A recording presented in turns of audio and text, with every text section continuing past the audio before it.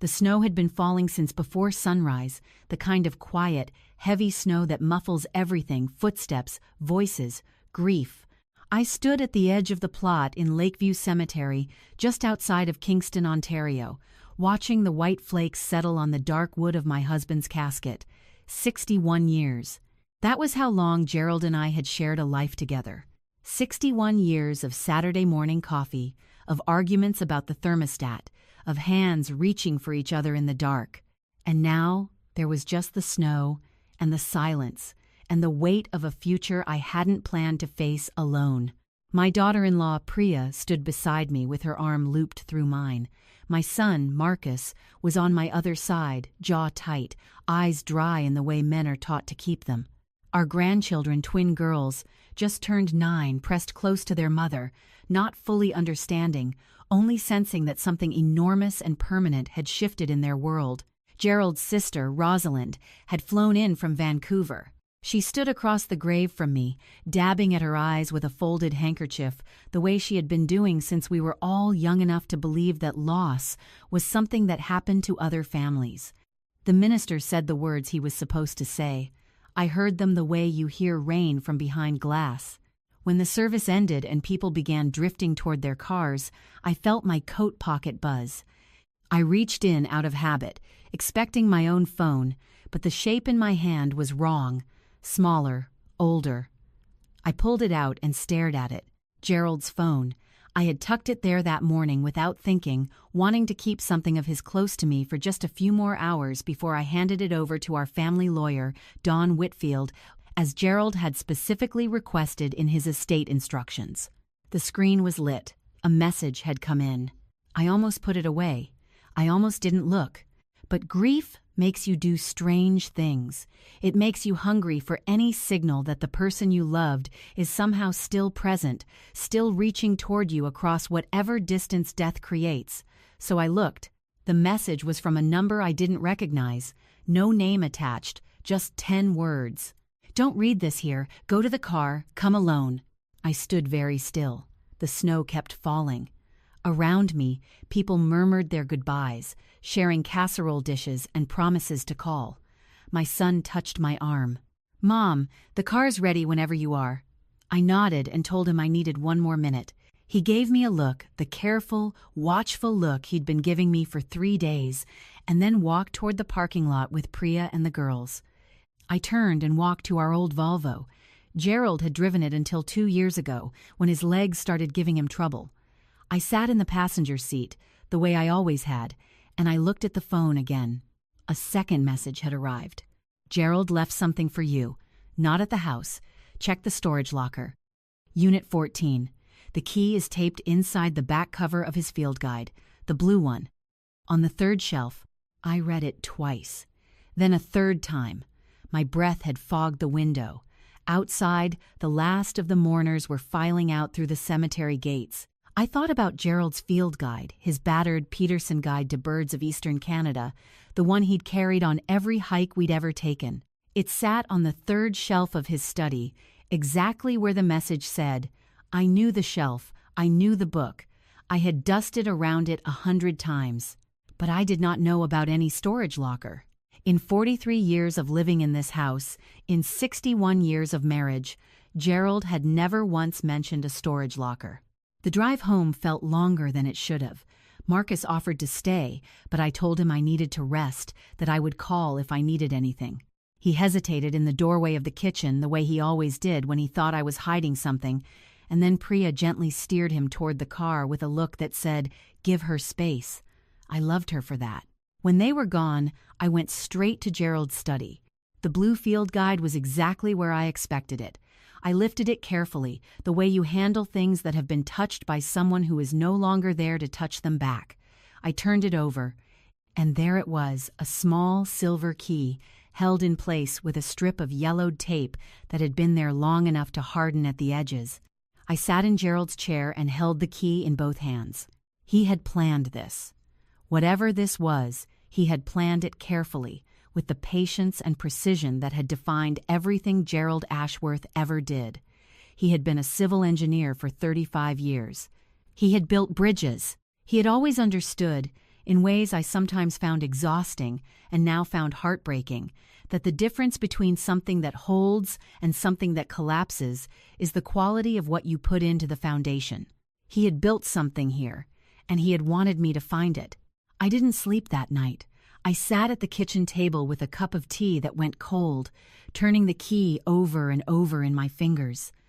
My mind kept circling back to Gerald's last few months, how he'd seemed distracted in a way I attributed to his illness, how he'd spent hours in his study with the door closed, which was unusual, how twice I had come in without knocking and found him putting papers away with a quickness that I'd read as tiredness and now was reading as something else entirely.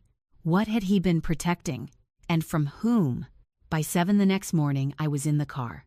Kingston Self-Storage was on a service road off Division Street, a low concrete building surrounded by a chain-link fence that looked cheerless in the gray January light. I found Unit 14 at the end of the second row. The key fit. The door rolled up with a sound like thunder in the quiet morning air.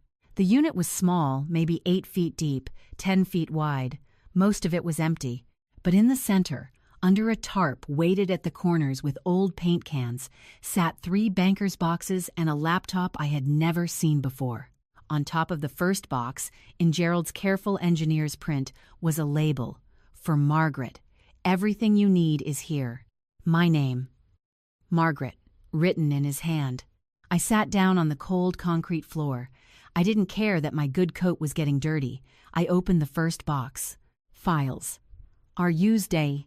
Dozens of them, organized by date and color-coded with the kind of systematic thoroughness that had once driven me mad and now made me want to put my forehead against the cardboard and sob.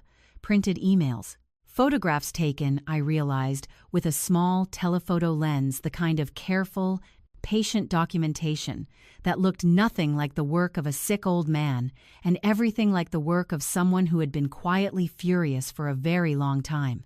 A handwritten letter sat on top. Margaret, if you're reading this, I didn't get there in time. I'm sorry.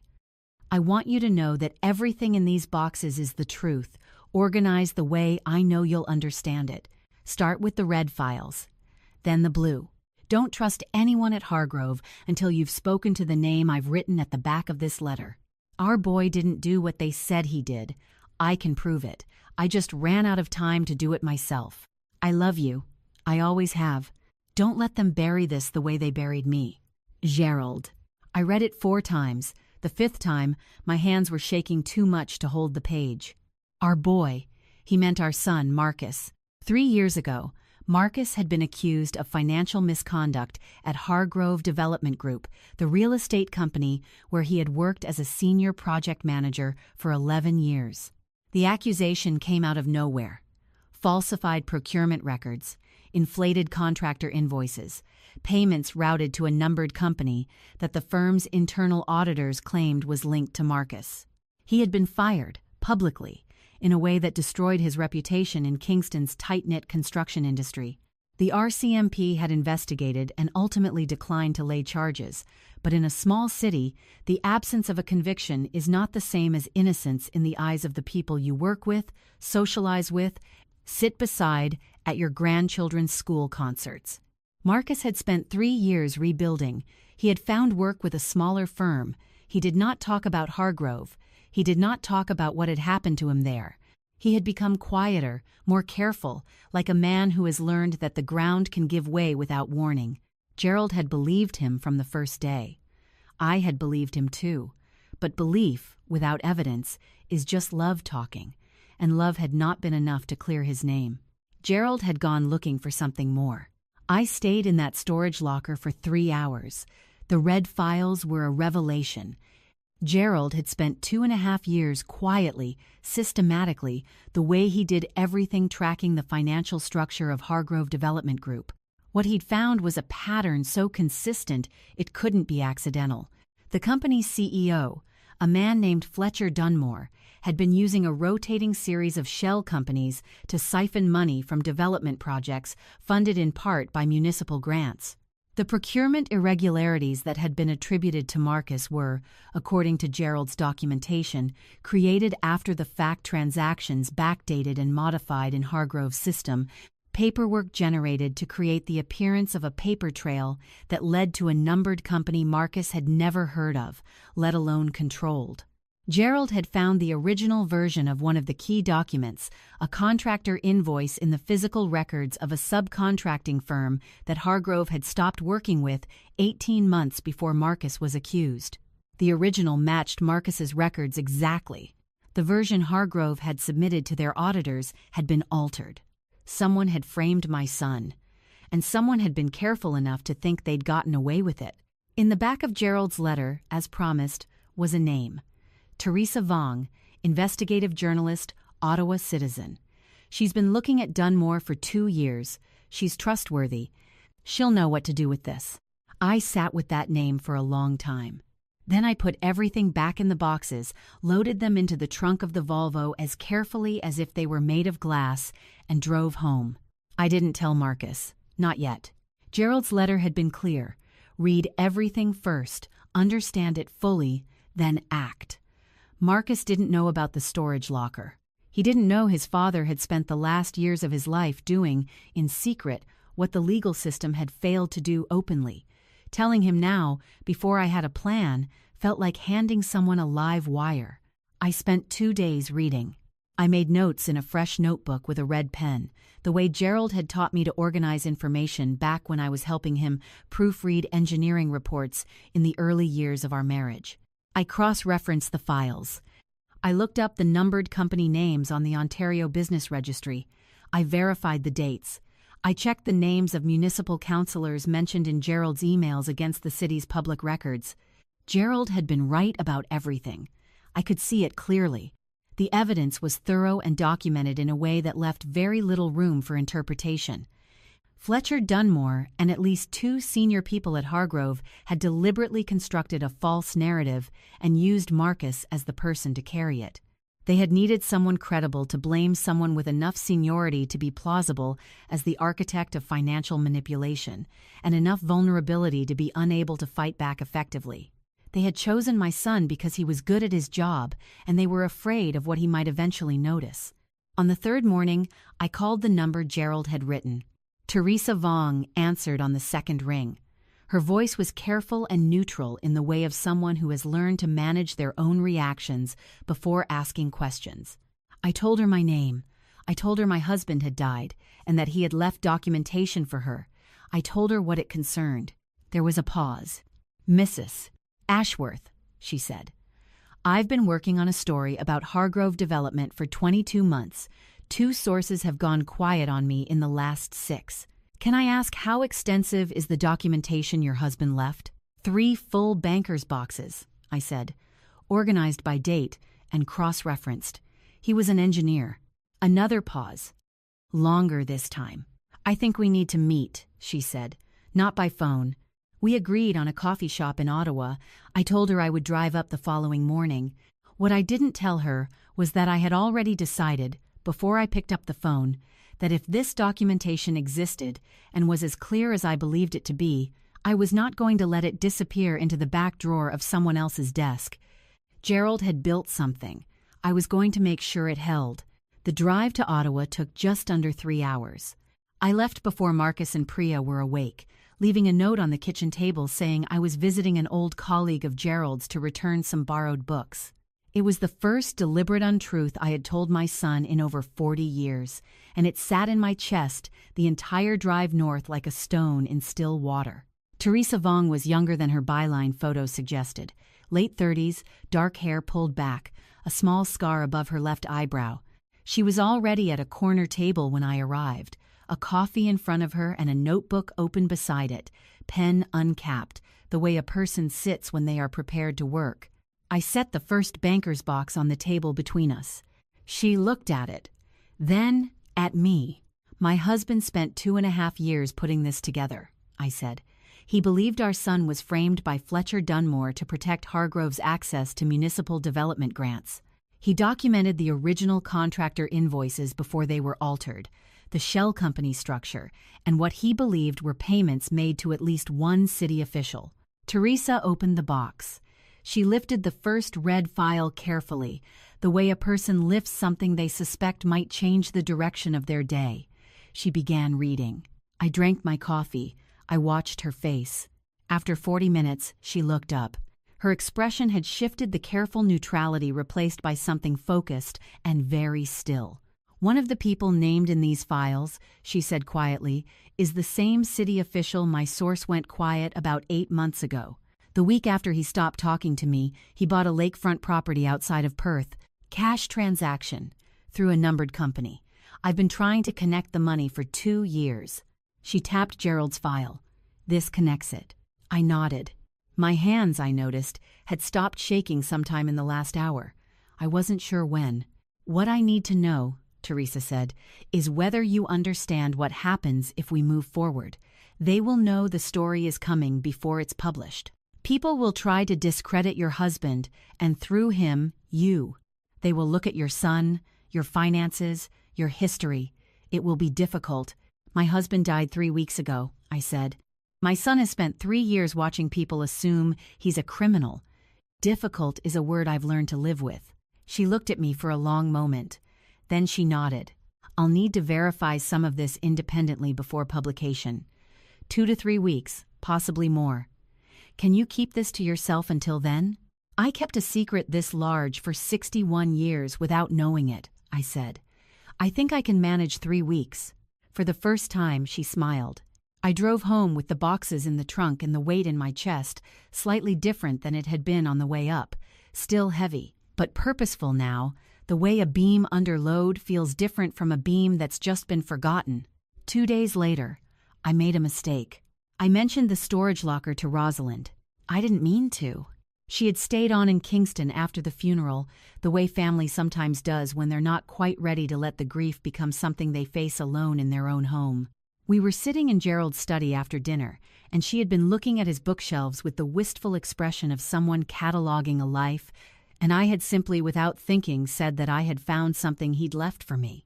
That he'd been working on something important. I did not say what it was, but Rosalind had always been sharper than people gave her credit for. She was gone the next morning, back to Vancouver, she said unexpectedly. Something had come up. 3 days later, a man came to the door. He wore a dark coat and carried a leather portfolio. His hair was graying at the temples, and his shoes were expensive and very clean, the kind of clean that doesn't happen naturally in a Kingston January. He said his name was Brian Kellner. He said he was a private consultant working with Hargrove Development Group's legal team. He said he understood I had come into possession of some documents related to the company, and that Hargrove wanted to discuss them with me in a spirit of resolution and transparency. He said all of this with a very warm smile and very steady eyes. I asked how he had known about any documents. He said something vague about industry networks and estate notices and the kinds of connections that develop naturally in a business community. I told him I didn't know what he was talking about. I thanked him for coming. I closed the door. I locked it, then stood in the hallway with my heart going very fast, staring at the grain of the wood. Someone had told them. The only person who had known anything was Rosalind. I called Marcus. I told him I needed him to come over. When he arrived alone, because I had asked him to come without Priya and the girls, I sat him down at the kitchen table and told him everything. I watched his face move through disbelief, and then through something older and more complicated, the expression of a man being told that what he always suspected was true might actually be proven true, and not knowing yet whether that is a relief or a reopening of a wound. When I finished, he was quiet for a long time. "Dad knew," he said finally. "Not a question." "Dad knew," I said. He put his face in his hands. "Not crying exactly. Something prior to crying." "They sent someone here already," I said. "So we don't have much time. I've been in contact with a journalist in Ottawa. She's been investigating Hargrove for almost 2 years. She has the boxes. But if Hargrove's lawyers are already at the door, they may try to suppress publication. We need to think carefully." Marcus looked up. His jaw had set. I recognized the expression. It was the same one Gerald had worn when he was working through an engineering problem that other people had told him was unsolvable. "What do we need to do?" he asked. I had been thinking about that since the man in the expensive shoes left my porch. I called Teresa Vong. I told her what had happened. Her voice shifted immediately from journalist to something more operational. "I need you to listen carefully," she said. "If Hargrove's lawyers are already moving, they know the documentation exists, but they probably don't know exactly what it contains. They'll try to get an injunction to prevent publication. The way to prevent that is to make publication happen in a way they can't intercept in advance. We push the story up. I've verified enough to go.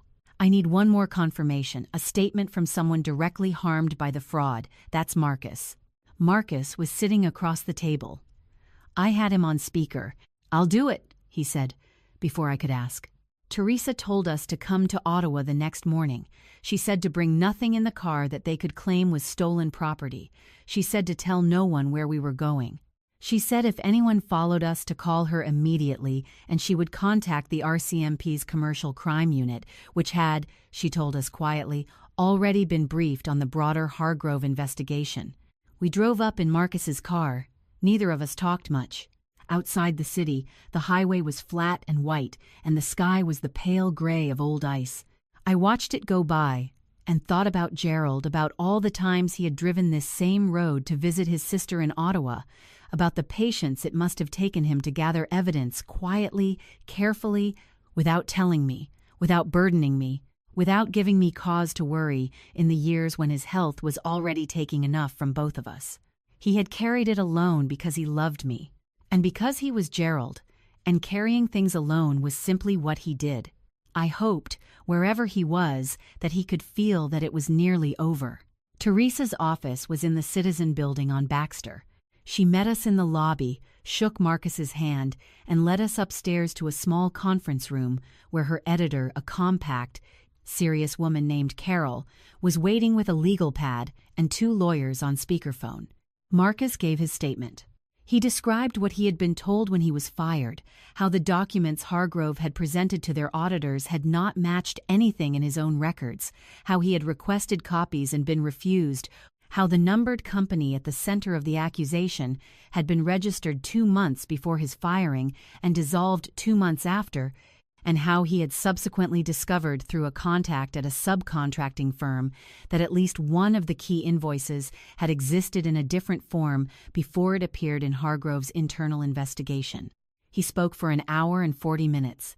He spoke clearly and completely. When he was done, his voice was steady, and he was sitting very straight in his chair, and I thought, Gerald would have been so proud. The story ran 4 days later, across the Citizen's front page and its website simultaneously. Teresa had coordinated with 2 other news organizations to run companion pieces on the same morning, a reporter in Toronto who had been tracking Dunmore's business connections in the GTA, and a CBC News correspondent who had been looking at municipal grant irregularities in 3 eastern Ontario cities. The headline on Teresa's piece read, "How a retired engineer spent 2 years quietly building the case his son's employer hoped would never exist." By noon, Fletcher Dunmore had issued a statement through his lawyers denying all allegations. By 3 o'clock, 2 of Hargrove's board members had resigned.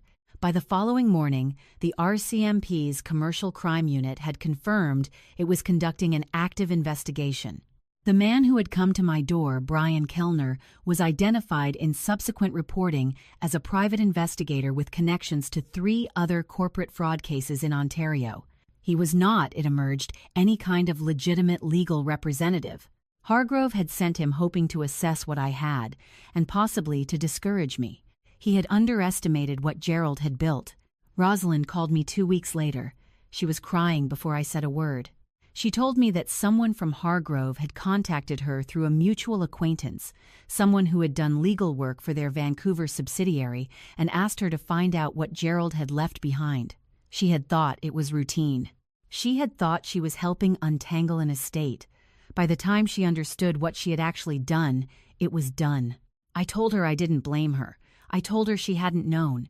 I meant both things completely. "I should have asked you," she said. "I should have just asked you directly." "Yes," I said. "But we learn that kind of thing when it's already too late, usually." She came back to Kingston for a weekend in March, and we sat in Gerald's study and looked at his bookshelves together, and neither of us said much, which was exactly right. 3 months after the story ran, the RCMP laid charges against Fletcher Dunmore and 2 senior Hargrove executives. A city official was also charged the same one. Teresa had been tracking for 2 years for accepting benefits in connection with the awarding of development grants. Marcus's name appeared in none of the charges, except as a victim. His former employer sent a letter, through their lawyers, acknowledging that the procurement records attributed to him had been falsified and that he bore no responsibility for any of the financial irregularities identified in the investigation. It was a careful, lawyerly letter that said everything and apologized for nothing. He framed it anyway and hung it in his home office, not as a trophy but as evidence the same instinct his father had always had, that truth is something you hold on to in physical form, that it must be made real enough to touch. The spring came late that year, the way it sometimes does in eastern Ontario, dragging its feet through April and well into May before the ground finally softened. I planted Gerald's garden later than he ever would have allowed. He had always started the seedlings indoors in February, coaxing them along with grow lights and a patience I never had. I did my best. By June, the tomatoes were straggling but alive. The hostas he'd put in along the north fence had come back without any help from me, because hostas know what they're doing and do not need to be told twice. I walked out there most mornings.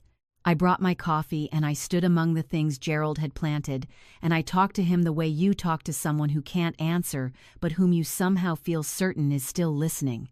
I told him about the charges. I told him about Marcus, about how the firm where he'd been rebuilding had promoted him, and how he was laughing more easily now, the tightness around his eyes beginning to loosen. I told him about the twin girls' spring concert, where they both played violin with a ferocity that made the entire audience either wince or smile depending on temperament.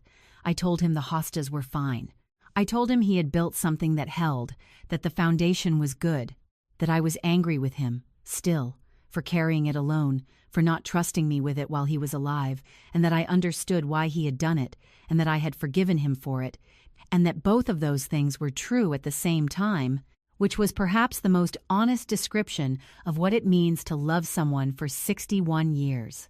There are things I know now that I did not know a year ago. I know that grief is not only loss, it is also inheritance. The people who love us leave behind not just their absences but their work, their convictions, the quiet battles they fought when they thought no one was watching.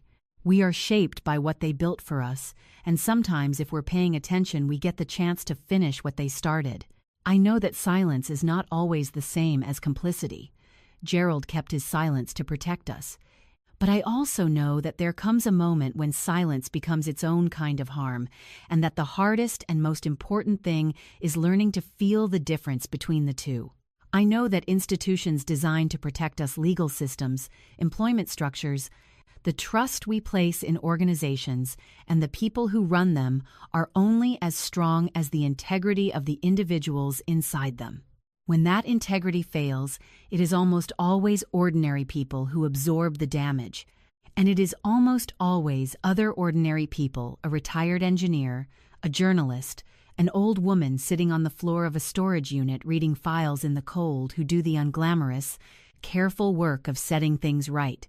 I know that it is never too late to act. Gerald was 67 when he started gathering that evidence. I was 63 when I walked into that storage locker alone and sat down on the concrete floor and decided that whatever was in those boxes, I was not going to be afraid of it. We were not young. We were not powerful. We had no resources beyond patience and the stubborn, old-fashioned belief that the truth is worth protecting. And I know this, more surely than almost anything, that loving someone is not only about the life you build with them while they're present, it is also about carrying their truth forward when they no longer can. It is about being, when the moment requires it, brave enough for two. Gerald always said that the best bridges are the ones people cross without thinking about them. They're not remarkable. They don't call attention to themselves. They simply hold, year after year, under whatever load the world decides to put on them. I think that is what he was trying to be for us, and I think, in the end, he succeeded. The key to Unit 14 sits on my kitchen windowsill now, in a small pottery dish that Marcus made in a ceramics class when he was 11 years old. I see it every morning when I make my coffee, I don't need it for anything anymore. The unit is empty. The boxes serve their purpose. But I keep the key because it reminds me that sometimes the most important thing a person leaves behind is not a will, or a house, or a name on a building. Sometimes it is simply the evidence that they were paying attention, that they cared enough to act, that they believed the truth was worth the trouble of protecting, even when the trouble was great and the time was short and no one would ever know how hard they had worked. We always know. The people who love us always know. And sometimes that is enough.